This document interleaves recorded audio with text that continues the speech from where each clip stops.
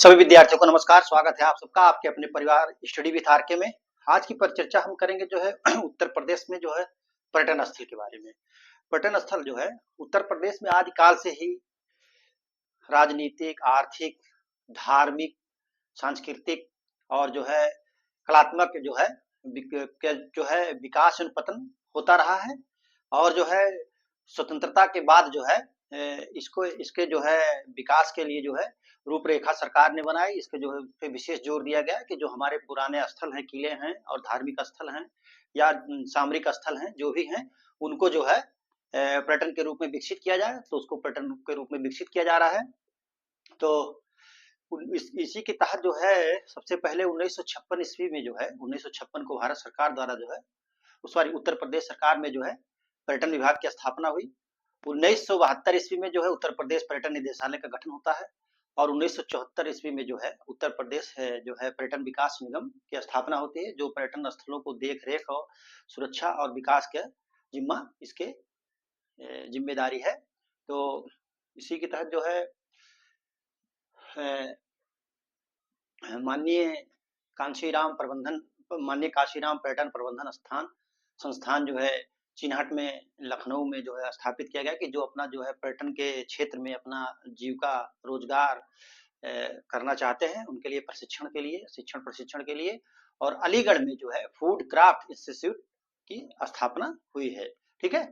तो प्रथम पर्यटन नीति जो है प्रथम पर्यटन नीति 1998 में इस बनाई जाती है और इसी 1998 ईस्वी में इसको नोट कर लीजिए।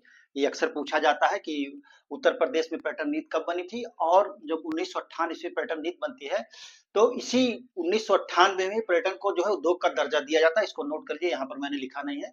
उद्योग का दर्जा प्रथम पर्यटन नीति बनती है 1998 ईस्वी में उत्तर प्रदेश में, और उत्तर प्रदेश में जो है पर्यटन को जो उद्योग का दर्जा दिया जाता है। ठीक है। और इसी समय जो है 1998 ईस्वी में 7 प्रपथ चयनित किए जाते हैं। ब्रज प्रपथ, मथुरा, वृंदावन, आगरा, मतलब वो स्थान इसमें आते हैं कि जो कृष्ण की लीलाओं से संबंधित हैं, उस क्षेत्र को लिया जाता है। बुंदेलखंड प्रपथ झांसी, ललितपुर, देवगढ़, कालिंजर और चित्रकूट आदि स्थल को। झांसी की रानियां प्रथम स्वतंत्रता संग्राम में वो जो है युद्ध में लड़ते लड़ते हुए मर गई थी। ललितपुर है। देवगढ़ में दशावतार मंदिर है। कालिंजर का किला बहुत ही मशहूर है। इसी किले पर जो है विजय प्राप्त करते समय जो है तो फट जाती है और जो है शेरशाह सूरी की जो है मृत्यु हो जाती है इसी कालिंजर के किला को जीतने के प्रयास में। ठीक है। चित्रकूट जो है भगवान राम से संबंधित स्थल है। यहाँ पर जो है तमाम धार्मिक स्थलें हैं। तो इसको आप नोट कर लीजिए और मैं फिर आपको और बताता हूँ जो प्रपथ हैं। ठीक है।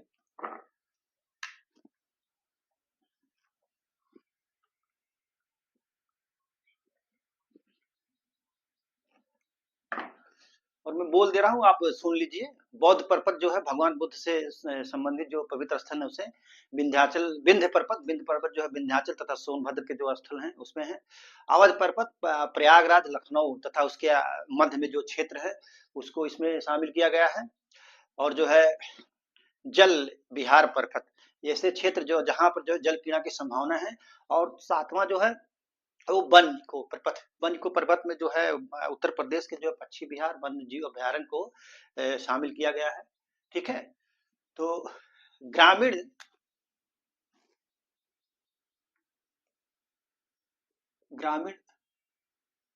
पर्यटन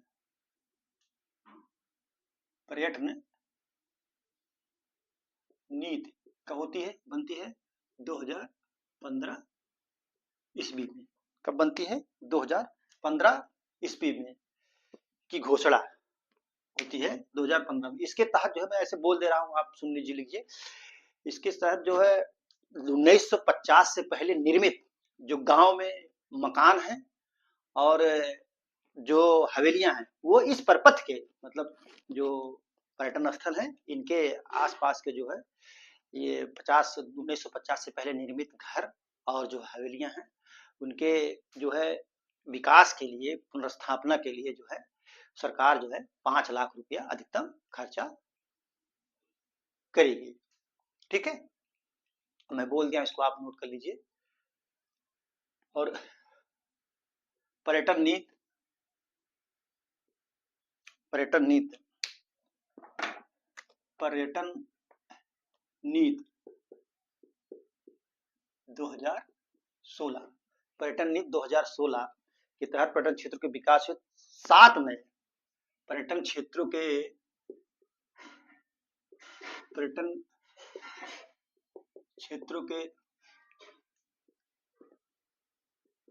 विकास हेतु क्या है, पर्यटन क्षेत्रों के विकास हेतु जो है 7 नए प्रपत्र चयनित किए गए। 7 कितने, 7 तो उधर थे ही, फिर 7 जो है 7 नए परिपथ का चयन किया गया। ठीक है, ग्रामीण पर्यटन नीति आप समझ ही गए होंगे। और पर्यटन नीति 2016 पर्यटन क्षेत्र के विकास हेतु 7 नए परिपथ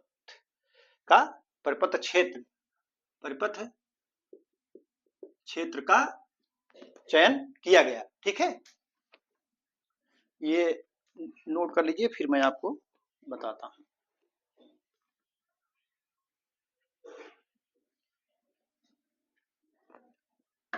ये जो 7 परिपथ थे, 7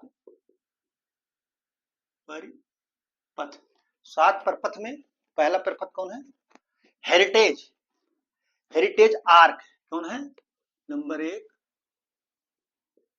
हेरिटेज आर्क। इसमें क्या है, आगरा,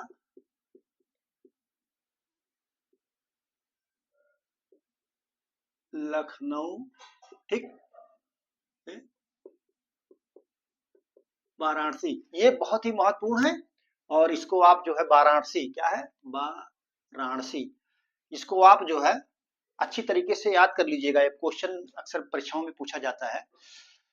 तो ठीक है, नंबर 2 महाभारत युद्ध से, महाभारत कालीन जो ये थे, क्या कहते हैं, स्थल, उसके आसपास के जो हैं उससे संबंधित है महाभारत युद्ध के। रामायण का जो है, रामायण कालीन जो राम से संबंधित जो है स्थल है इसके लिए। नंबर 4 पे जो है जैन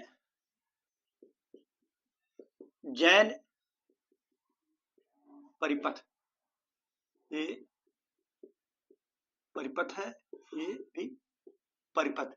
अच्छा, ये मैं हेरिटेज आर्क में एक चीज बताना भूल गया आपको कि इसमें जो है इन जिलों के जो है 10 से 12 से 15 किलोमीटर के इर्द गिर्द जो स्थान आते हैं, शहर आते हैं, स्थल आते हैं, उनको भी इसमें शामिल किया गया है। ठीक है, 5वां सूफीवाद,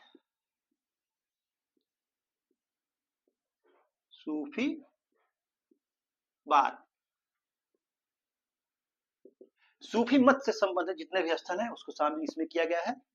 फिर मैं यहीं पे लिख दे रहा हूं, स्थान है 6ठा स्वतंत्रता संग्राम, स्वतंत्रता परिपथ, स्वतंत्रता परिपथ, स्वतंत्रता परिपथ। ठीक है, स्वतंत्रता संग्राम से संबंधित जितने भी स्थल हैं उनको किया गया इसमें शामिल। 7वां जो है वो क्या है, 7वां है क्राफ्ट क्यूजिन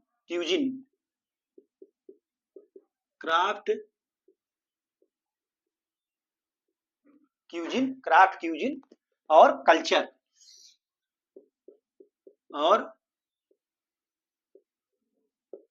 कल्चर। इसमें क्या है, कल्चर परिपथ के तहत जो है ये 7 परिपथ हैं। परिपथ के तहत जो है हस्तशिल्प, व्यंजन और विशिष्ट सांस्कृतिक केंद्र, ठीक है, इसमें है। ठीक है, ये 7 परिपथ है, इसको तो आप अच्छी तरीके से याद ही कर लीजिएगा। ये जो है हेरिटेज आर्क पूछ लिया जाता है कौन कौन से निम्नलिखित, जैसे क्वेश्चन ऐसा आता है कि उत्तर प्रदेश में जो हेरिटेज आर्क है उसमें निम्नलिखित में से कौन सा ऐसा स्थल या जिला या शहर नहीं है, तो वो 3 तो दिया रहेगा, चौथा कोई भी दे देगा, फैजाबाद, अयोध्या धाम दे दे, जो है प्रयागराज दे दे, और जो है मथुरा दे दे। तो इस तरीके से ये आप इसको नोट कर लीजिए, ठीक है।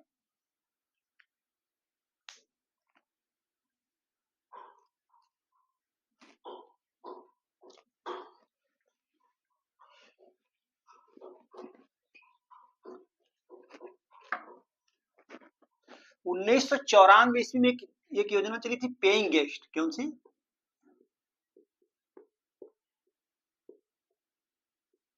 पेइंग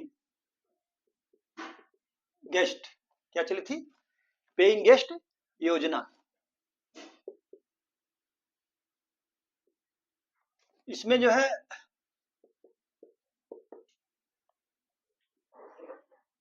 पर्यटकों को अधिकतम 5 कमरा तक आम आदमी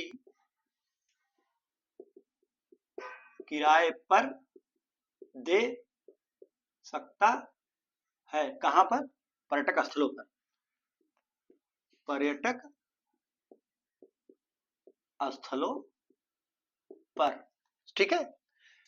पेइंग गेस्ट योजना में आम आदमी, जैसे होटल ना हो, जैसे आपका घर हो, मेरा घर हो अगर है, तो 5 कमरे तक हम जो है पर्यटक जो आते हैं उनको ठहरने के लिए हम दे सकते हैं, ठीक है। नोट कर लीजिए।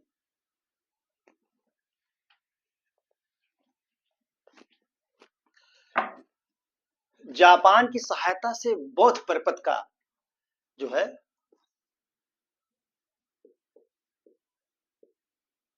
जापान की सहायता से बौद्ध परिपथ का विकास,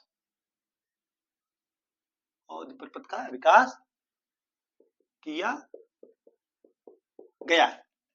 बौद्ध परिपथ का विकास किया गया, जो क्रमशः है कौशाम्बी, सारनाथ, सारनाथ के बाद मऊ, देवरिया। कहा? देवरिया,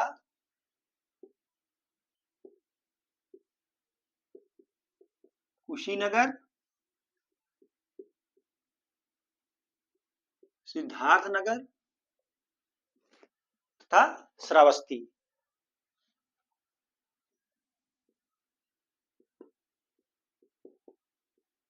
श्रावस्ती का जापान की सहायता से बौद्ध परिपथ में जो है कौशाम्बी, सारनाथ, मऊ, देवरिया, कुशीनगर, सिद्धार्थनगर तथा श्रावस्ती। आप इसको बड़े एग्जामों में, छोटे नहीं, जैसे पीसीएस, आरओ, इन सब परीक्षाओं में जो है इसको क्रमबद्ध तरीके से भी पूछ लेता है कि उत्तर से दक्षिण या पहले कौन पड़ेगा, बाद में कौन पड़ेगा, बैठाइए। तो मैंने एकदम पूरा सटीक इसको बैठाया है। कौशाम्बी, सारनाथ, मऊ, देवरिया, कुशीनगर, सिद्धार्थनगर तथा श्रावस्ती, ठीक है।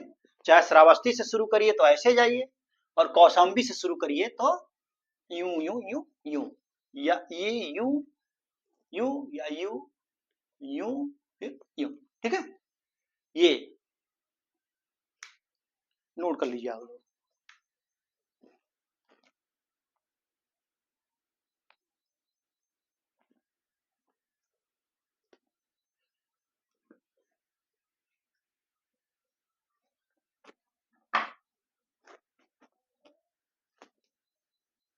प्रदेश में चल रहे प्रो पुअर टूरिज्म योजना है।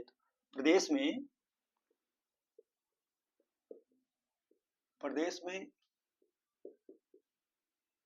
चल रहे प्रो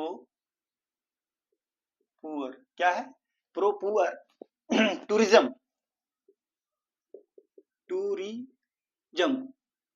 टूरिज्म क्या है? टूरिज्म योजना हेतु प्रो पुअर टूरिज्म योजना हेतु जो है, योजना हेतु वित्त का पोषण कौन कर रहा है? वित्त का पोषण, वित्त का पोषण विश्व बैंक द्वारा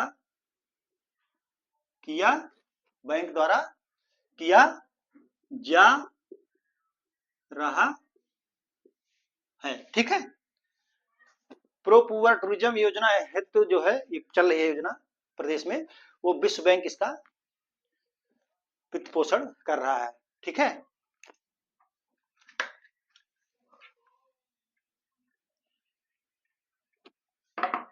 अब एक बहुत ही मैं आपको बता रहा हूं, एकल मेज प्रणाली क्या है? एकल मेज प्रणाली जो कि पर्यटन क्षेत्र में निवेश करना चाहते हैं उसके लिए है। ये पूछता है कभी कभी। ठीक है, एकल मेज प्रणाली जो है, जो पर्यटन क्षेत्र में वित्त निवेश करना चाहते हैं उसके लिए है, उससे संबंधित है। और एक है डिस्कवर टू रूट योजना, डिस्कवर टू रूट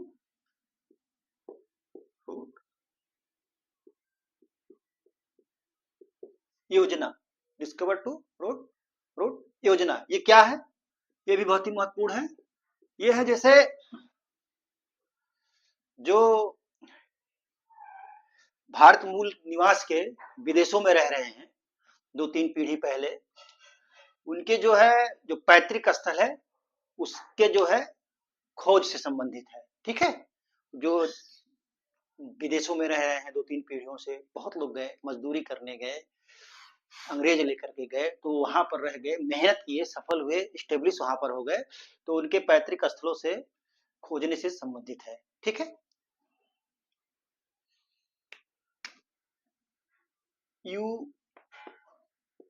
यूनेस्को के मूर्त, यूनेस्को के मूर्त विश्व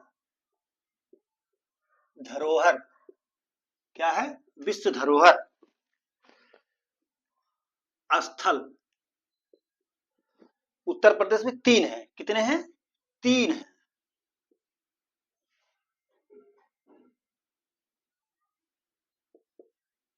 नंबर 1, इसको तो पूरी दुनिया जानती है, आगरा का ताज महल। नंबर 2, आगरा का किला।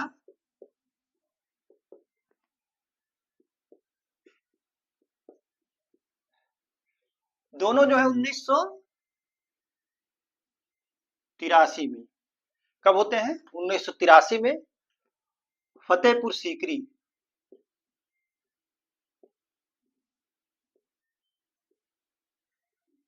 ये 1986 में घोषित होते हैं।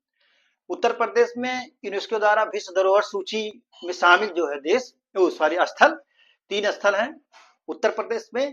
ताजमहल, आगरा का किला जो 1986 में होता है, और जो है फतेहपुर, सॉरी 83 में, 86 में फतेहपुर सीकरी जो है वो भी आगरा ही जनपद में है, जो कि 1986 ईस्वी में। ठीक है, अब आप इसको नोट कर लीजिए।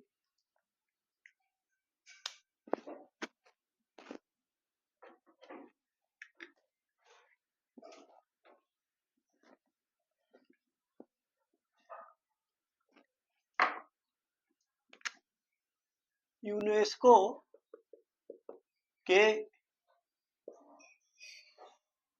अमूर्त सांस्कृतिक, कौन सा? अमूर्त सांस्कृतिक विरासत, विरासत में शामिल कौन है? शामिल धरोहर रामलीला। कब हुआ था? 2000 2008 ईस्वी में, ठीक है। रामलीला 2008 से में सिटी ऑफ म्यूजिक के रूप में, सिटी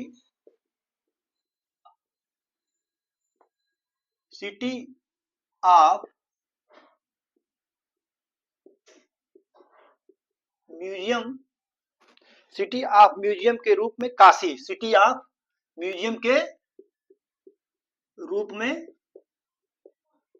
काशी, ठीक है। सिटी ऑफ म्यूजियम के रूप में काशी। और पर्यटक स्थल,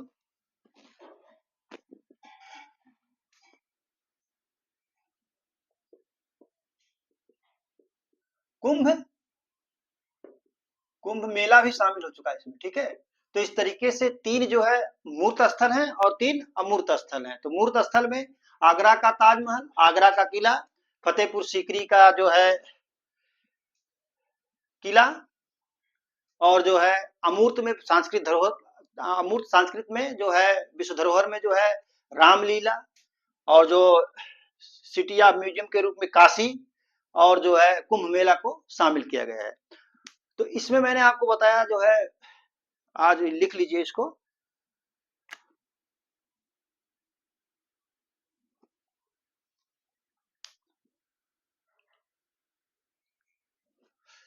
तो जो है इसमें जो क्वेश्चन बनते हैं ये सब पूछ सकता है। पर्यटन निगम विकास की स्थापना कब हुई थी, इसकी पर्यटन विभाग की स्थापना कब हुई, निदेशालय कब हुआ, अमूर्त स्थल, मूर्त स्थल, और उसके बाद बौद्ध परपत में कौन कौन से जनपद आते हैं, तमाम तरीके के क्वेश्चन बनते हैं। एकल मेज प्रणाली, डिस्कवर योर रूट योजना, उसके बाद जो है हेरिटेज आर्क तो सबसे महत्वपूर्ण है ही। तो तमाम तरह के क्वेश्चन बन सकते हैं यहाँ से। तो परिचर्चा में बने रहने के लिए बहुत बहुत धन्यवाद। आज की परिचर्चा यहीं पर समाप्त की जाए। Thank you so much.